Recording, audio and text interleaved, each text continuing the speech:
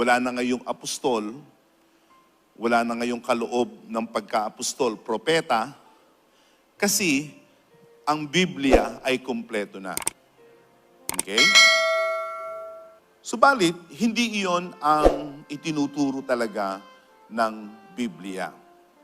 Makikita natin na kahit ang Biblia ay kumpleto na, kailangan pa rin may magturo. Halimbawa, nung ang prinsipe ng Etiope ay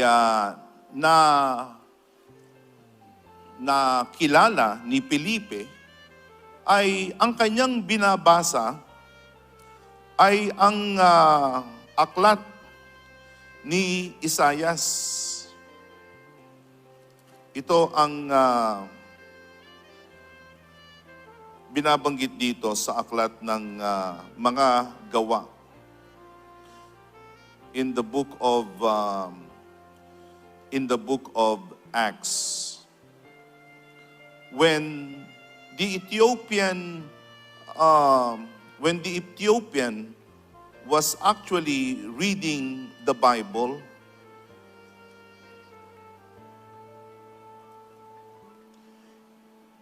Philip actually met him. Let's see that verse in chapter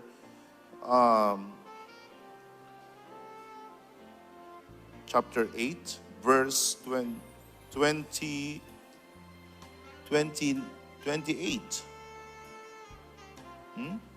Now an angel of the Lord said to Philip, go south to the road, the desert road that goes down from Jerusalem to Gaza. He started out, and on his way he met an Ethiopian eunuch, an important official in charge of all the treasury of Candace, which means Queen of Ethiopians. The man had gone to Jerusalem to worship, and on his way home was sitting in his chariot reading the book of Isaiah, the prophet. The Spirit told Philip, go to the chariot and stay near it. Philip ran up to the chariots and heard the man reading Isaiah the prophet. Do you understand what you are reading? How can I, unless someone explains it to me? He invited Philip to come up and sit with him.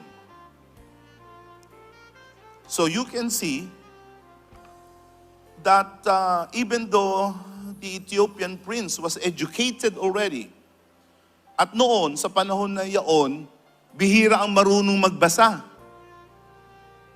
Kaya ang mga sulat ni Pablo noon may tagabasa, sapagkat ang karamihan ng mga miyembro noon ay mga alila, no read, no write.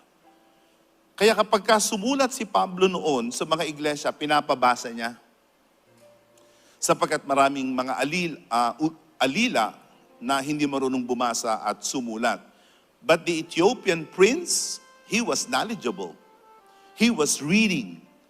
And he was reading actually the Old Testament Bible, which was actually written in the Greek language at that time.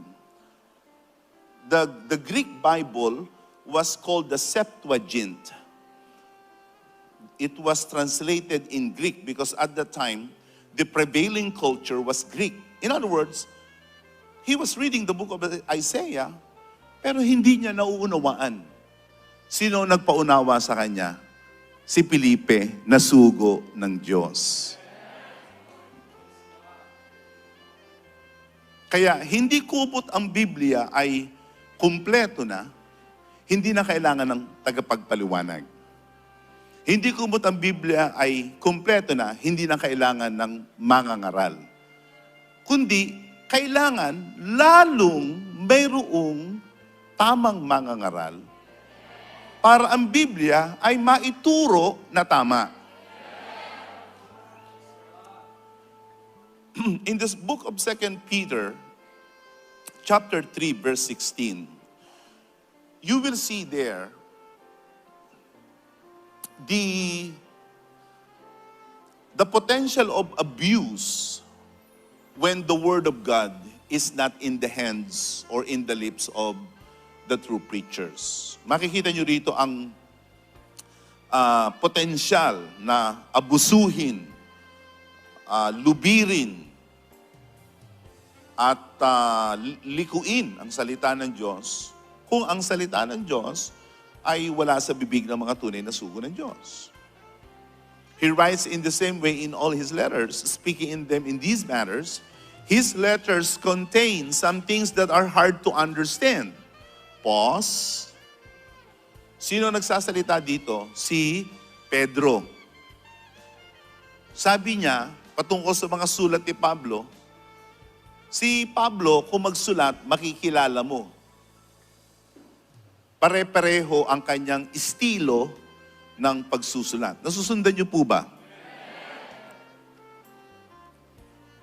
Ngayon, mapagkumbaba si Pedro. Dahil si Pedro ay walang gaanong aral, mangingisda. Si Pablo, graduate sa paanan ni Gamaliel. Napakatalino. Inamin ni Pedro, sabi ni Pedro, merong mga nakasulat sa sulat ni Pablo na mahirap unawain, nosebleed. His letters contain some things that are hard to understand, which ignorant and unstable people distort, as they do the other scriptures to their own destruction. Sabi ni Pedro, may mga sinusulat si kapatid na Pablo na mahirap unawain, na binabaliko at sinisira ng mga tao na walang alam, gaya ng kanilang pagbaliko sa salita ng Diyos. Kaya hindi nangangahulugan na kumot kumpleto na ang Biblia ay hindi na kailangan ng tagapagturo.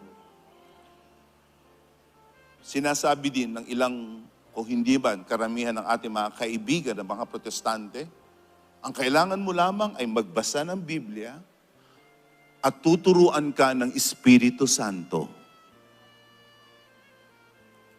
Walang pagkakamali ng Espiritu Santo ay nagtuturo.